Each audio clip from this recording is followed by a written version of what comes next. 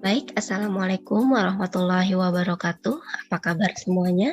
Semoga tetap sehat selalu ya. Jadi kita akan masuk ke materi baru dalam pertemuan mata kuliah matematika kali ini. Jadi di minggu sebelumnya kita sudah mempelajari tentang dua materi, logika dan himpunan. Dan sekarang kita akan masuk ke materi baru yaitu baris dan deret. Oke.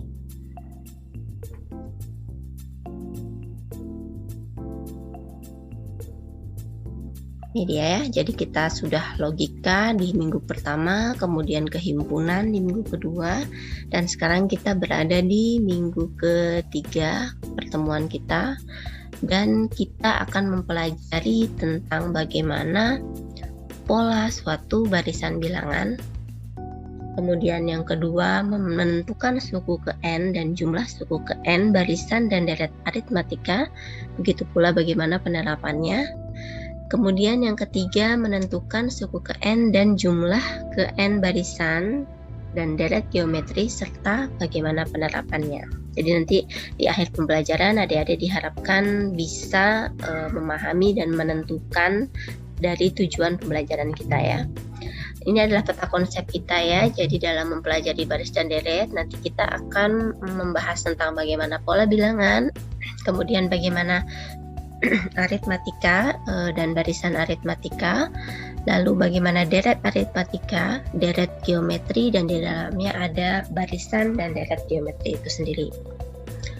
Oke, sebelum kita masuk ke materi, jadi di sini ada sebuah quote dari seorang ahli matematikawan dan fisikawan yang bernama Leonhard Euler. Jadi ini adalah seorang yang berasal dari Swiss. Beliau mengatakan bahwa logic is the foundation of the certainty of all the knowledge we acquire. Logika itu merupakan dasar kepastian dari all of the knowledge, semua ilmu pengetahuan yang kita dapatkan. Itu menurut dia ya. Jadi apapun ilmu pengetahuannya, dasarnya itu adalah logika. Jadi apapun ilmu pengetahuan itu pasti akan memaksa otak kita untuk berpikir logis. Itulah yang membuat kita akan mengalir ya dalam berpikir ya. Itu yang akan membuat kita berusaha, otak kita sendiri akan berusaha untuk berpikir kritis. Jadi itu yang merupakan dasar dari kepastian itu. Jadi apapun ilmunya menurut Leonhard Euler, logic is the foundation. Jadi mungkin kadang ada yang berpikir, apa sih pentingnya belajar ini, apa sih pentingnya apalagi matematika ya, apa sih pentingnya belajar matematika. Jadi sebenarnya yang terpenting dari semuanya adalah bagaimana memahami, bagaimana kita berpikir secara logis dan kritis. Mungkin adik-adik pernah mendengar istilah sigma, simbol sigma, atau mungkin pernah melihat simbol pi sigma yang seperti ini ya, yang artinya biasanya penjumlahan ya, misalkan ada angka-angka misalkan 1, 2, 3, tapi kita akan menjumlahkan banyak bilangan, kita tinggal mengatakan sigma gitu ya, sigma X misalkan sama dengan berapa, misalkan ada X1, X2, X3 dan seterusnya. Kemudian mungkin pernah mendengar pi ya, angka pi ya yang biasa ditulis seperti ini. Maaf ini jelek ya tulisannya. Pi, atau kita biasa kenal dia di angka 3,14, tapi sebenarnya ekornya banyak ya kan. Nah ini adalah Leonhard Euler yang memperkenalkan kita terhadap simbol-simbol ini, dan masih banyak lagi yang lain. Bayangkan dari abad ke-18 hingga bisa sampai ke layar laptop adik-adik sehingga saat ini ya. Jadi begitu banyak penemuan dari beliau yang sangat bermanfaat dalam kehidupan kita. Oke, kita lanjutkan. Sedikit quote sebelum kita mulai. Jadi sekarang kita akan masuk ke pola bilangan. Jadi pola bilangan itu apa sih? Pola bilangan itu sendiri adalah sebenarnya merupakan bagaimana cara kita mengurutkan suku-suku barisan bilangan. Nah, barisan bilangan itu sendiri apa gitu ya? Barisan bilangan itu merupakan kumpulan bilangan yang diurutkan dengan aturan tertentu. Jadi dia pasti punya aturan tertentu sehingga dia bisa dikumpulkan. Dan di tiap-tiap bilangan yang terdapat pada barisan bilangan, itulah yang disebut dengan suku. Oke, gimana sih? Mungkin lebih mudah ketika kita ke sini ya. dalam pola bilangan ke contoh. Jadi di sini ada poin A dan B. Yang A dulu deh. Ada angka 1, 2, 4, sampai 32. Nah, kalau kita lihat gimana polanya. Pertama-tama adik-adik harus coba dulu ya. Biasanya ya kalau enggak, ya namanya matematik, kalau enggak tambah kali, ya tambah kurang bagi kali gitu ya. Jadi ini kita lihat polanya, ada ini mungkin ditambah, mungkinkah? Kita lihat 1 kedua 1 kedua 1. Ini 2, ini 4, ini 8. Sepertinya kurang tepat. Nah, coba kalau kita kali. 1, 2, 4 kali 2 ya. 1 kali 2, 2. 2 kali 2, 4. 4 dikali 2, 8, dan seterusnya. Jadi ini polanya adalah kali 2. Oke, selanjutnya yang B. Coba diperhatikan. 1 ke 3, 3 ke 6, 6 ke 10. Sepertinya bertambah ya. Ini plus 2, plus 3, plus 4, plus 5. Kita lihat. Jadi untuk yang A, aturan pembentukannya adalah dikalikan ya. Suku sebelumnya dikalikan 2. Jadi ini namanya suku ya. Angka 1, 2 ini suku. Jadi suku 1 adalah 1. Suku keduanya 2. Suku ketiganya ketiga 4. Dan seterusnya. Dan polanya di sini adalah dikalikan 2 ya. Oke. Lalu yang berikutnya, untuk yang B, polanya adalah ditambah dengan bilangan asli berurutan yang dimulai dari 2. Ya kan? Ini angka 2, terus yang ini ditambah juga dengan 3, ini ditambah 4 plus 1 jadinya ya, ini tambah 5. Kalau kita lihat, suku ke satunya 1, suku keduanya 3, yaitu 1 plus 2 sama dengan 3. Suku ketiganya 6, yaitu 3 plus 3. Suku keempatnya 10, yaitu 6 plus 4, dan seterusnya. Oke, saya kira enggak sulit ya. Misalkan ada yang mencoba nih yang di bawah, yang A dan B. Coba dipikirkan. Ada 2 suku berikutnya yang ditanyakan. Jadi setelah angka 20 ini angka berapa dan angka berapa? Kalau kita lihat, yang A 2 ke 6 itu kira-kira gimana tuh bertambah ya? Plus 4, plus 6, plus 8 ya. Berarti kira-kira setelah itu plus 10 ya. Berarti angkanya adalah 30. Lalu setelah plus 10, plus 12. Berarti 30 ditambah 12 ya kan? 42. Oke, kalau yang B kira-kira gimana?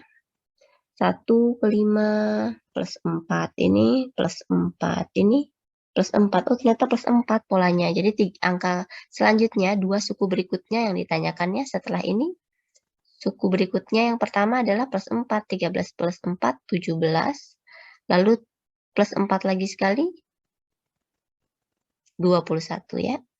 Oke. Selanjutnya, pola bilangan ini kita sudah bahas tadi ya. Jadi gimana menentukan suku-suku barisan berdasarkan suku sebelumnya. Sedangkan untuk menentukan suku ke N, nah kalau tadi kan angkanya kecil tuh. Suku berikutnya berapa, 2 suku berikutnya berapa.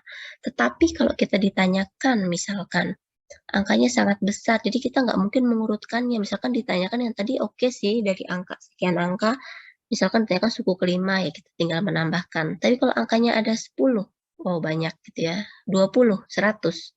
Nggak mungkin kita akan mengurutkan satu-satu, selain tidak efisien, error pun besar ya. Kadang kita akan bosan dengan angka-angka dan akan terjadi kesalahan.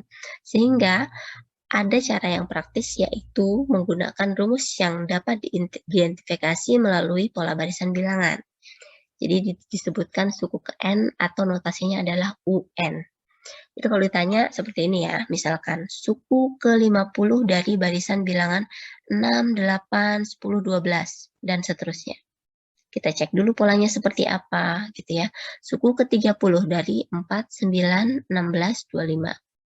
Bagaimana caranya? Oke. Kalau kita lihat yang A, jadi kita cek dulu bagaimana polanya ya. Jadi ke 6, ke 8, 10, 12, polanya kita bisa dilihat ini ditambah 2. Sehingga untuk suku yang ke N, yang memuat 2N, tinggal kita cek di sini, UN ini adalah 2 kali N plus 4 ya, karena tadi kita sudah temukan polanya adalah ditambah 2 gitu ya. Jadi 2 dikali 1 plus 4. 2 dikali 2 plus 4. Jadi kita seperti membuat rumus sendiri. Maka kalau ditanyakan U ke 50, maka nilai N-nya ini adalah 50. 2 dikali 50 plus 4. Hasilnya adalah 104. Begitu pula yang ini, yang B. Kalau kita lihat di sini 4, 9. Ini angkanya adalah dikuadratkan ya. Jadi 2 kuadrat, 3 kuadrat, 4 kuadrat, dan seterusnya. Kita harus cari angkanya yang sama dulu supaya kita bisa tentukan suku ke N-nya ya. Jadi seperti ini. Kalau kita lihat 2 kuadrat ini adalah 1 plus 1 kuadrat, 3 ini adalah 2 plus 1 kuadrat, 4 adalah 3 plus 1 kuadrat, dan seterusnya. Maka kalau kita ditanyakan suku ke 30, angkanya adalah yang N-nya kita ganti 30. 30 plus 1 kuadrat, hasilnya adalah 961.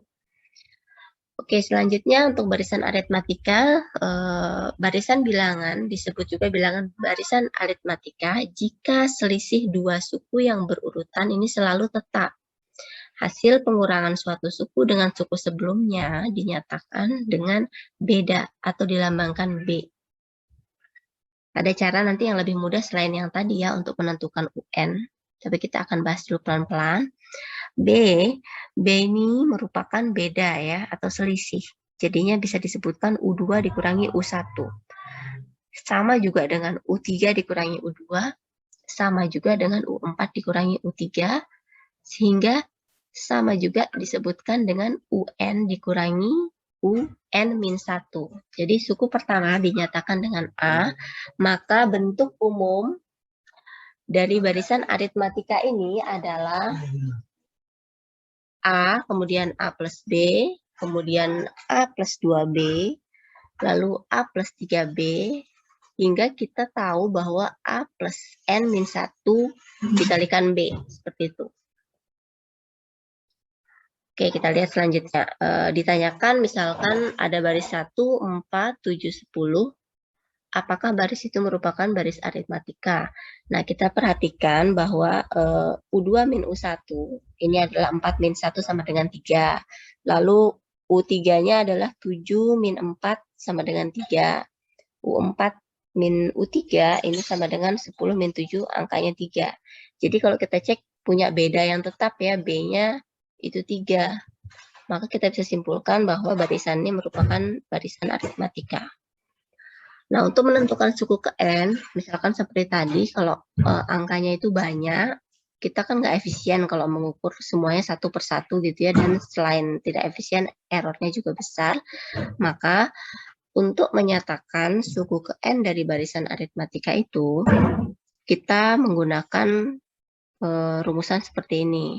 Jadi, UN atau suku ke N, ini adalah A ditambah N-1, dikalikan B, di mana A ini merupakan suku pertamanya, lalu B ini merupakan bedanya, dan N ini merupakan banyak sukunya. Misalkan, kita diminta untuk menentukan suku ke-50 dari baris aritmatika yang ini ya, 1, 4, 7, 10. Tinggal kita masukkan ke dalam rumusan yang tadi ya, kita tahu baris pertamanya, suku pertamanya atau A-nya ini adalah 1, lalu bedanya, B-nya adalah 3, dan untuk U50 maka A plus N-1 dikalikan B. N-nya ini adalah 50, dikurangi 1, kemudian dikalikan B. Jadi A-nya 1 ditambah 49 dikalikan 3, maka hasilnya adalah 148. Oke, contoh berikutnya, misalkan kita diminta untuk menentukan suku ke-40 dari baris 7, 5, 3, 1. Nah, berarti suku pertamanya adalah yang ini ya, 7. Kemudian bedanya berapa? Kita lihat di sini 7 ke 5 minus 2. Ini juga minus 2 ya. Jadi bedanya adalah minus 2. Kita coba masukkan ke dalam rumusan yang tadi, A-nya sama dengan 7. Kemudian N-nya adalah 39, 40 minus 1, kemudian B-nya adalah min 2, maka hasilnya adalah negatifnya jangan dihilangkan ya. Jadi 7 plus minus 78. Hasilnya adalah minus 71. Oke. Selanjutnya untuk misalkan kita diminta untuk menentukan jumlah suku ke N. Nah, ini dia menggunakan persamaan yang berbeda ya. Jadi misalkan kita diminta menentukan suku ke N, misalkan semua suku-suku pada barisan aritmatikanya dijumlahkan, maka akan terbentuk deret aritmatika atau deret hitung. Nah, jumlah N suku pertama deret aritmatika dinyatakan dengan rumus berikut. Jadi rumusnya adalah yang ini ya. Sn sama dengan setengah dikali N, kemudian dikalikan 2A ditambah N-1 dikali B. Oke, tinggal diingat saja sebenarnya yang ini namanya rumusan untuk mempermudah. Maka kita coba masukkan ke dalam soal. Ya, ini dia ya. Diketahui suatu deret aritmatika, misalkan adalah 3, 7, 11, 15, sampai ke UN, kita diminta menentukan jumlah suku ke-10 atau U10 dari deret tersebut. Jadi, ceritanya deret ini dideretkan, kemudian kita diminta menjumlahkan setiapnya. Jadi, selain kita harus menjumlahkan, kita tentu harus tahu angka berapa saja yang ada di sini, gitu ya. Tapi tanpa kita mengetahui angka apa saja yang ada di sana, kita bisa menentukan jumlahnya dengan menggunakan persamaan ini, gitu ya. Jadi, Sn ini merupakan N per 2 dikali 2A plus N-1 dikali B. N-nya itu 10 per 2, kemudian 2 dikali A, suku pertamanya adalah 3. Lalu bedanya ada 2 ya.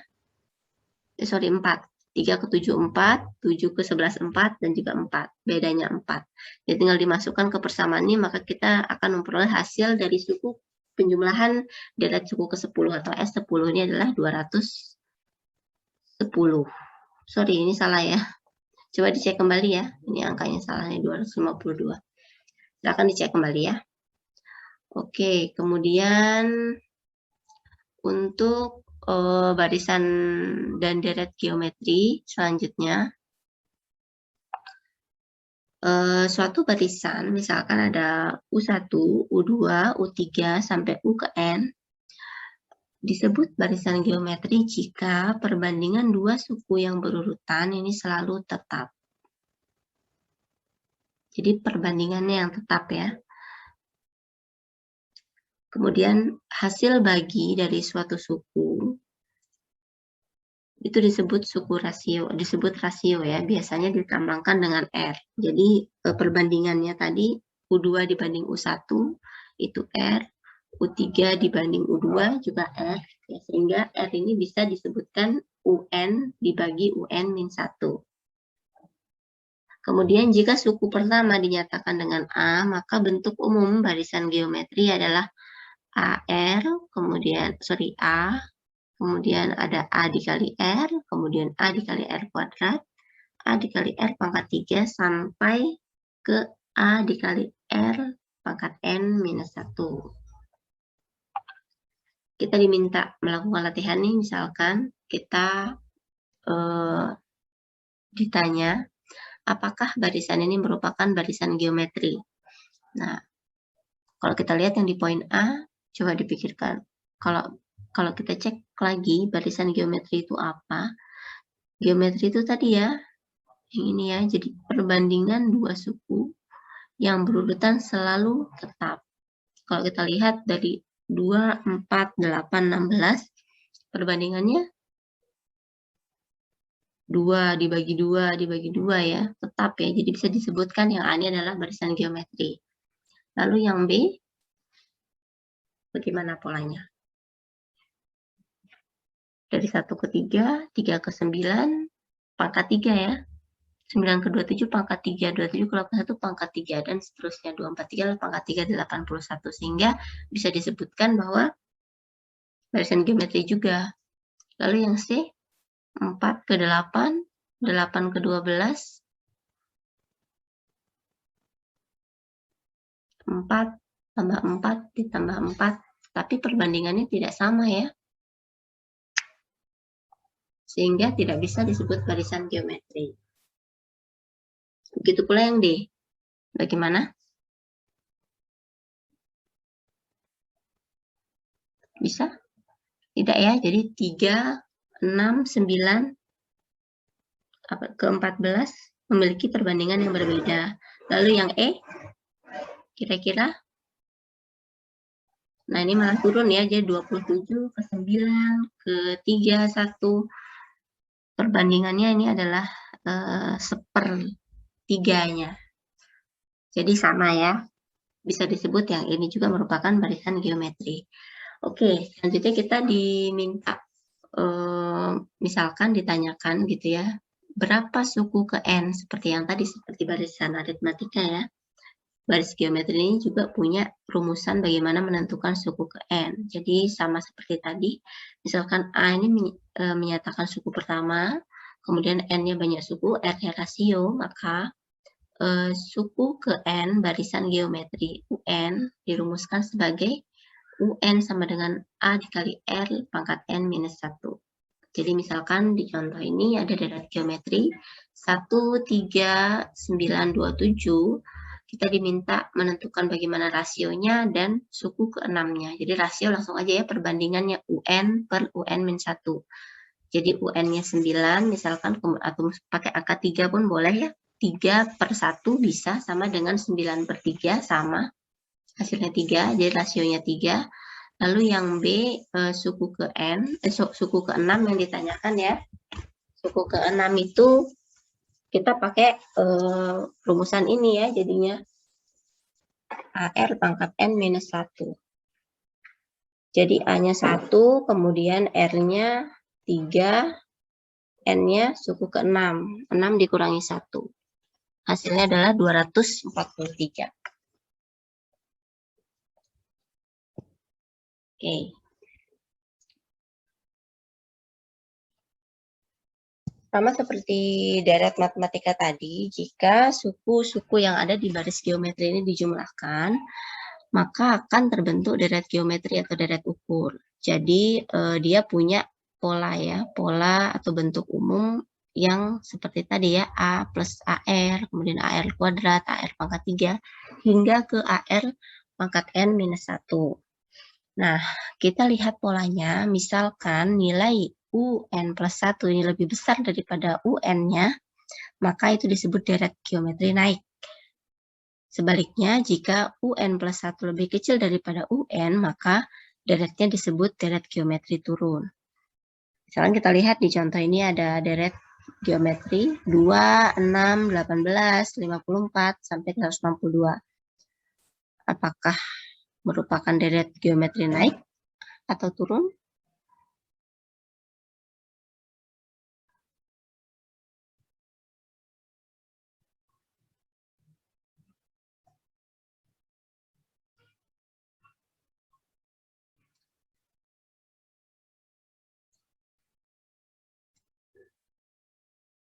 Kalau kita lihat di sini 2 plus 6, kemudian ke angka 18, ke angka 54, pangkat 3 ya. Jadi 2 ke 6 itu 2 pangkat 3, kemudian 6 ke 18 ini juga di pangkat 3. Jadi 6 dikali 6 dikali 6. Begitu pula seterusnya ya. Jadi bisa disebutkan bahwa UN plus 1-nya lebih besar daripada UN, maka disebut deret geometri naik.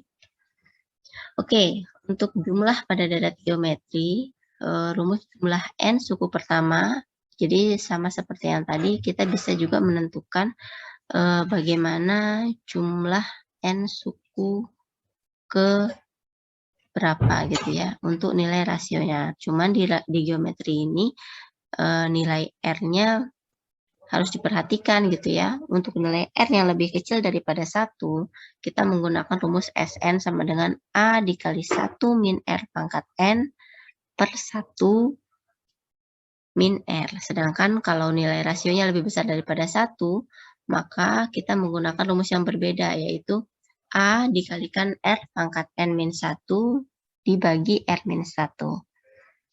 Di mana rasio R dengan R absolut itu lebih kecil daripada 1, maka kita bisa mencari deret tak hingga konvergen dengan jumlah deret tak hingganya dengan rumusan ini. Jadi kalau ditanyakan bagaimana deret tak hingganya, kita akan menggunakan persamaan yang paling bawah ini ya. Kita bisa lihat di contoh soal, misalkan ada deret geometri 1, 3, 9, 2, 7.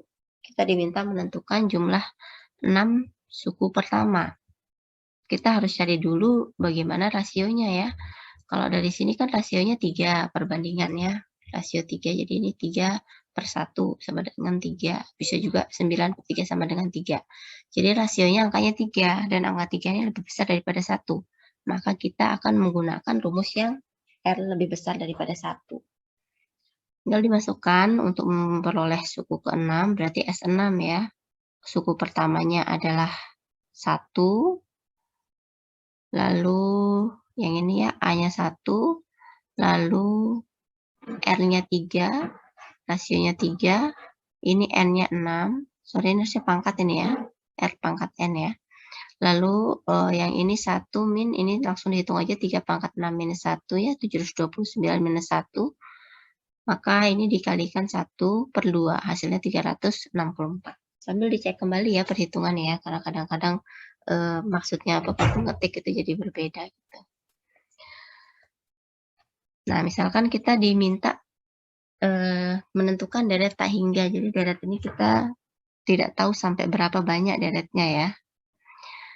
Misalkan contohnya ini setengah, kemudian 1/8, 1/32, bagaimana deret tak hingganya? Untuk deret tak hingga kita menggunakan persamaan yang paling bawah tadi ya, S tak hingga. Seperti biasa cari dulu rasionya, jadi kalau 1/2 ke 1/8 berarti rasionya adalah dikurangi ya 1/4.